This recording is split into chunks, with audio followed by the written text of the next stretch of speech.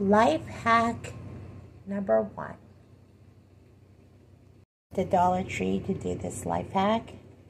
And what we're going to do is we're going to take this cutting board, that plastic cutting board that you find at Dollar Tree, and we're going to put it in here to prevent spills and mishaps.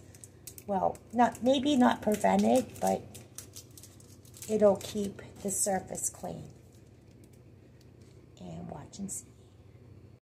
Okay, and here is the package, and I placed them in the bottom of the drawer.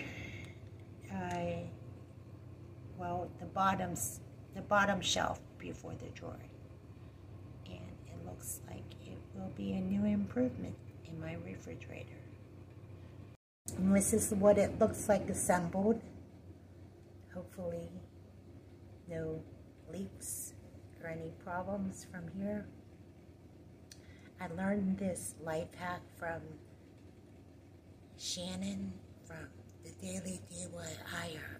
So I really like these ideas, so I borrowed these ideas from a YouTuber and YouTubers like her.